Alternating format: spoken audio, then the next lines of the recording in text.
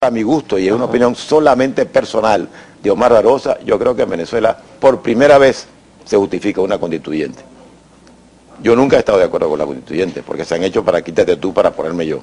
Pero si alguna vez le hace falta a Venezuela transformar el Estado para relanzar al país al futuro que se merece, sería en esta oportunidad una constituyente. Sin embargo, eso tiene inconvenientes prácticos en cuanto a su ejecución, etcétera, que quizás no sea la vía que anuncia hoy la mesa.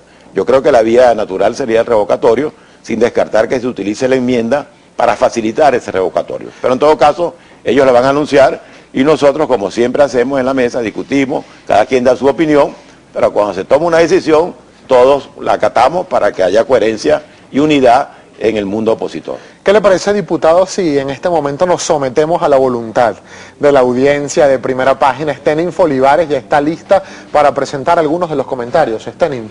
Así es, Gabriel, son muchísimos comentarios. Además, vamos a iniciar de inmediato con @Seica Gómez. Ella le dice, diputado, hablan de salida, pero no veo el candidato que va a sustituir al presidente actual. Ya desde hace rato debería verlo. ¿Qué le contesta?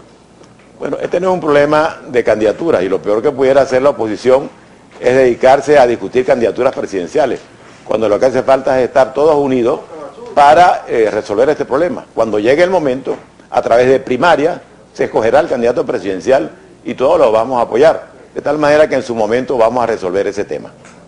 Otra inquietud de Anabel Vieira, ya trató el tema, pero la gente insiste en que responda nuevamente sobre la Carta Democrática. Le pregunta, diputado Barbosa, ¿cuáles son las implicaciones de activar la Carta Democrática y cómo ayudaría este instrumento a Venezuela?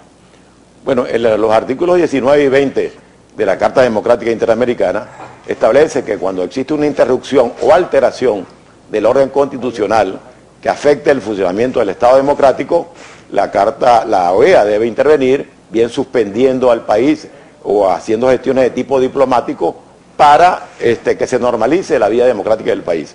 En vista de que aquí tenemos un poder judicial al servicio de la estrategia política del gobierno, y por tanto no está funcionando el sistema democrático cuando un poder del Estado, en vez de cumplir con sus responsabilidades constitucionales, se dedica a servirle políticamente, partidistamente al Poder Ejecutivo. Nosotros recurrimos al órgano que tiene competencia para intervenir y del cual somos parte, como es la OEA, haciendo uso de los dos artículos que ya mencioné.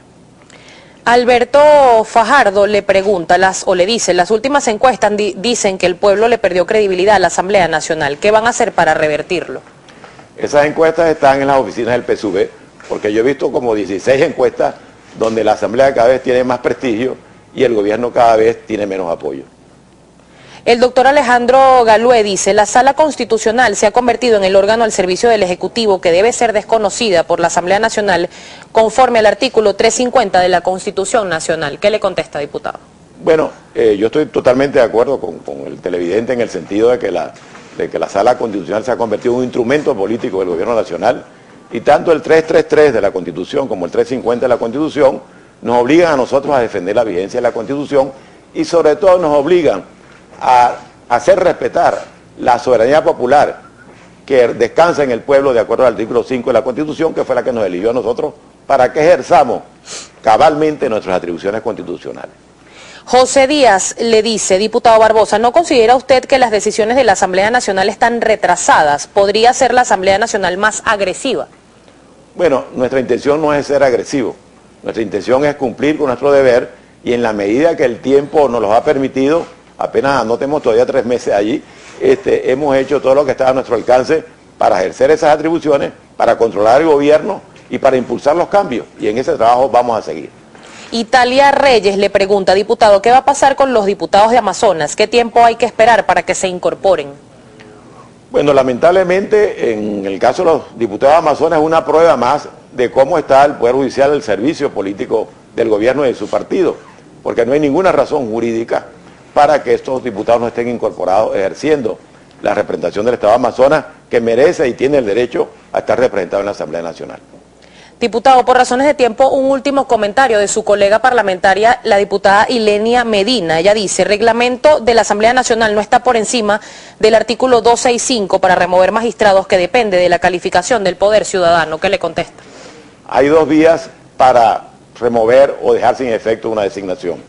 La vía que establece ese artículo de la Constitución, que le da facultad a la Asamblea Nacional previo informe del poder moral para destituir a un magistrado, y la vía de la revocación, la vía de la autotutela de la Asamblea Nacional a través de ejercer su facultad del artículo 90 del Reglamento Interior de Debate, que le recuerdo a la diputada que tiene rango constitucional de revisar sus propios actos.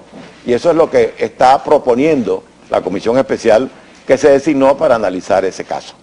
Como ya nos quedan muy pocos minutos para despedir la entrevista, diputado Barbosa, no lo quiero despedir siendo usted dirigente del Partido Nuevo Tiempo sin antes conocer su opinión respecto de esta decisión tomada ayer por el Tribunal de Control que lleva la causa del ex gobernador del estado Zulia, Manuel Rosales. Se le ratifica la medida privativa de libertad, va a pasar a juicio, pero además aparentemente se le eliminaron varios cargos de los que tenía como acusación el Ministerio Público para el ex gobernador del estado Zulia. Solo se le dejó, tengo entendido, el de enriquecimiento ilícito. Así es, por 147.000 bolívares.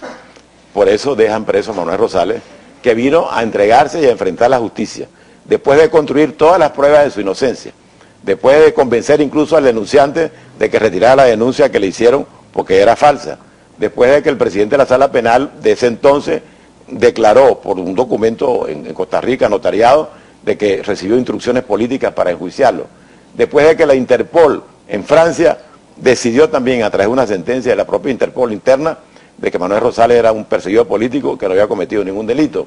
Bueno, ahora, por una cuestión privada que no tiene que ver con la administración de los bienes de la gobernación, de que supuestamente unos ingresos que tuvo por su actividad privada como productor agropecuario no los declaró, y resulta que los declaró y pagó impuestos. Pero lo más importante es que no es por corrupción, que no es por ninguno de los delitos que se han dicho públicamente, sino por un supuesto enriquecimiento ilícito por 147.000 bolívares que dejan detenido a Manuel Rosales y no le dan la posibilidad de ser juzgado en libertad cuando él vino a entregarse. Mientras que en Venezuela, por ejemplo, el Fonden administró 143.000 millones de dólares y hace 3 años que no produce un balance y no le explica a los venezolanos qué hizo con eso.